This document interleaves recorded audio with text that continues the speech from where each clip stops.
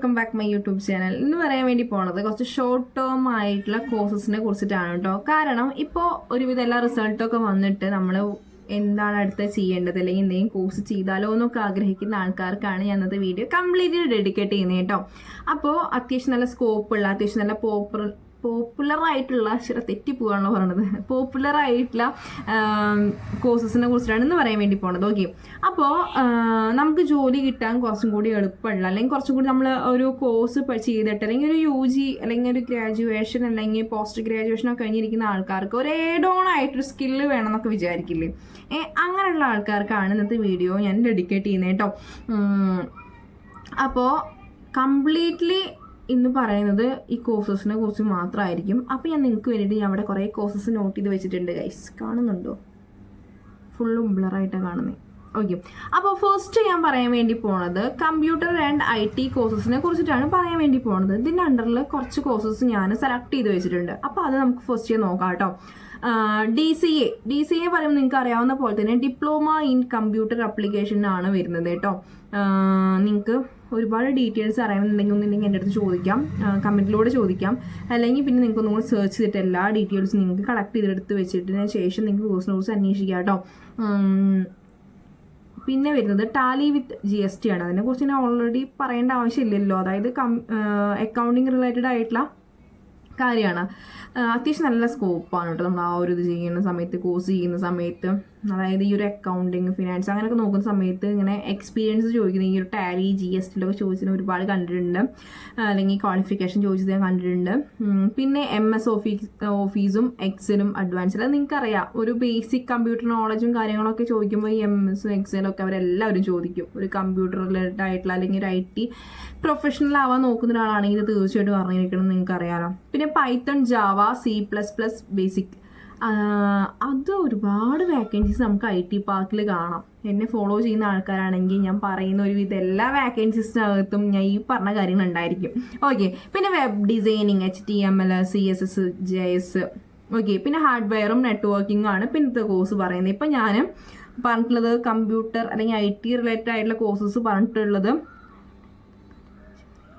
7 എണ്ണമാണ് പറഞ്ഞിട്ടുള്ളത് കേട്ടോ. അപ്പോൾ ഇത്രയാണ് കുറച്ച് പോപ്പുലർ ആയിട്ടുള്ള അല്ലെങ്കിൽ ഒരുപാട് ആൾക്കാർ എടുക്കുന്ന ഒരു അഡീഷണൽ കോഴ്സസ് പറയുന്നത് ഇതാണ്. ഓക്കെ, പിന്നെ ഡിജിറ്റൽ മാർക്കറ്റിംഗ് ആണ് ഞാൻ അടുത്തതായിട്ട് പറയാൻ വേണ്ടി പോണത്. ഡിജിറ്റൽ മാർക്കറ്റിംഗ് പിന്നെ ഭയങ്കര ട്രെൻഡിങ് ആയിട്ടുള്ള ഒരു ജോബായിട്ട് പോയിക്കൊണ്ടിരിക്കുകയാണ്. നിങ്ങൾക്കറിയാലോ, ഏതൊരു കമ്പനിയിലും ഇപ്പോൾ ഒരു ഡിജിറ്റൽ മാർക്കറ്റിങ്ങിൻ്റെ ഒരു വാക്കൻസി ഉണ്ടായിരിക്കും. പണ്ട് നമ്മൾ പറയില്ലേ HRൻ്റെ വാക്കൻസി ഏതൊരു കമ്പനിയിലും ഉണ്ടാവും എന്ന് പറയില്ലേ, അതുപോലെയാണ് ഈ ഒരു ഡിജിറ്റൽ മാർക്കറ്റിങ്ങിൻ്റെ വാക്കൻസി. ഓക്കെ, ഡിജിറ്റൽ മാർക്കറ്റിങ്ങിന് വരുമ്പോൾ SEO, SMM, അതുപോലെ തന്നെ ഗൂഗിൾ ആഡ്, ഫേസ്ബുക്ക് ആഡ്, അതുപോലെ തന്നെ കണ്ടന്റ് മാർക്കറ്റിംഗ്, ഇതൊക്കെ ചെയ്യാൻ വേണ്ടി പറ്റുന്നതാണ് ഡിജിറ്റൽ മാർക്കറ്റിംഗ്. ഡിജിറ്റൽ മാർക്കറ്റിങ്ങിൽ നമുക്ക് ഒരു കാര്യം പറയാന്നുണ്ടെങ്കിൽ നമുക്ക് ഫ്രീലാൻസ് ആയിട്ട് വർക്ക് ചെയ്യാൻ വേണ്ടി പറ്റും ഡിജിറ്റൽ മാർക്കറ്റിംഗ് കേട്ടോ. നല്ല സാലറി ഉണ്ട്. അതായത് എക്സ്പീരിയൻസ്ഡ് ആയിട്ടുള്ള ഒരു ഡിജിറ്റൽ മാർക്കറ്റർ ആണെന്നുണ്ടെന്നുണ്ടെങ്കിൽ അത്യാവശ്യം നല്ല സ്കോപ്പും അതുപോലെ തന്നെ നല്ല സാലറിയും. നമ്മുടെ സ്കില്ലനുസരിച്ച് നമുക്ക് പൈസ ഏൺ ചെയ്യാൻ പറ്റുന്ന ഒരു ഫീൽഡാണ് ഡിജിറ്റൽ മാർക്കറ്റർ എന്ന് പറയാം, അല്ലെങ്കിൽ ഡിജിറ്റൽ മാർക്കറ്റിംഗ് എന്ന് പറയുമ്പോൾ കേട്ടോ. ഞാനൊക്കെ പഠിക്കുന്ന സമയത്ത് അത്ര ട്രെൻഡായിട്ട് നിൽക്കുന്ന ഒരു സംഭവമല്ല. ഞാൻ പഠിക്കുന്ന സമയത്ത് മെഡിക്കൽ കോഡിംഗ് ആയിരുന്നു അത്യാവശ്യം നല്ല ട്രെൻഡായിട്ട് നിന്നിട്ടുണ്ടായിരുന്നു കേട്ടോ. ഇപ്പോൾ അത് ഡിജിറ്റൽ മാർക്കറ്റിംഗ് ആണ്, കണ്ടന്റ് ക്രിയേഷൻ ആണ്, കണ്ടന്റ് റൈറ്റർ ആണ്, പ്രസൻറ്റേഷൻ ആണ്. അതായത് ഫുള്ള് ഡിജിറ്റലൈസ്ഡ് ആയില്ലേ ഒരു കൊറോണയ്ക്ക് ശേഷം ഭയങ്കരമായിട്ട് മാറ്റിയിട്ടുള്ളൊരു സംഭവമാണ് ഇത്. അപ്പോൾ ഡിജിറ്റൽ മാർക്കറ്റിംഗ് ഭയങ്കര സ്കോപ്പുള്ള ഒരു കാര്യമാണ് കേട്ടോ.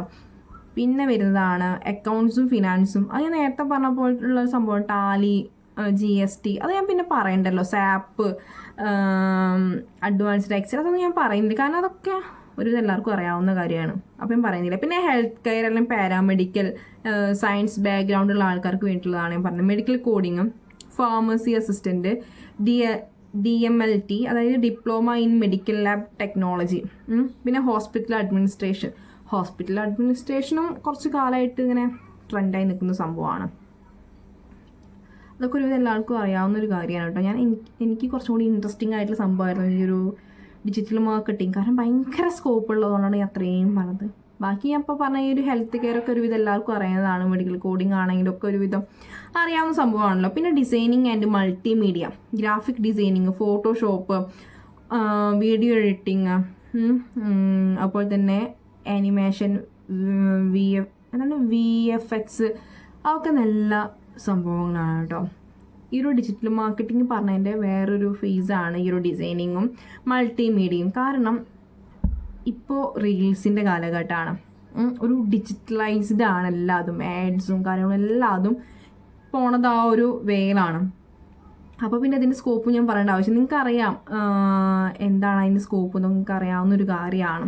ഡിജിറ്റൽ മാർക്കറ്റിംഗ്, ഗ്രാഫിക് ഡിസൈനിങ് ഒക്കെ പാക്കേജൊക്കെ കാണുമ്പോൾ ഞെട്ടിപ്പോവും, അത്രയും പാക്കേജാണ്. ഇപ്പം എൻ്റെ ഫ്രണ്ടിൻ്റെ ഒരു എക്സാമ്പിൾ പറയുകയാണെങ്കിൽ, എൻ്റെ കൂടെ വർക്ക് ചെയ്തൊരു ചേച്ചിൻ്റെ ആളെ ഹസ്ബൻഡ് ഇതേപോലെ ഒരു ഡിസൈനറാണ് കേട്ടോ. ആള് പറയുന്ന പാക്കേജാണ് ആൾക്ക് കൊടുക്കുന്നത്, അതിൻ്റെ അപ്പുറത്തേക്കൊന്നും പറയണ്ടല്ലോ. ആൾക്ക് പേഴ്സണലായിട്ട് ക്ലയൻറ്റ് വരുന്നുണ്ട്. ആൾ വർക്ക് ചെയ്യുന്ന ഓഫീസ് അല്ലാതെ ആൾക്ക് സ്വന്തമായിട്ട് ക്ലയൻറ്റ് വരുന്നുണ്ട്. ആൾ തന്നെ ചെയ്താൽ മതി എന്ന് പറഞ്ഞിട്ട് വരുന്ന കുറേ വർക്ക് ഉണ്ടോയും. അപ്പോൾ അതിന് പറഞ്ഞ പൈസയാണ് അവർ വാങ്ങുന്നത് കേട്ടോ. അതാണ് ഇന്നത്തെ ആ ഒരു ടെക്നോളജിയുടെ വളർച്ച. അല്ലെങ്കിൽ നമുക്ക് സ്കില്ലുണ്ടോ പൈസ ഉണ്ടാക്കാം, അതാണ് ഈ രണ്ട് ജോബിൻ്റെ പ്രത്യേകത ഗൈസ്.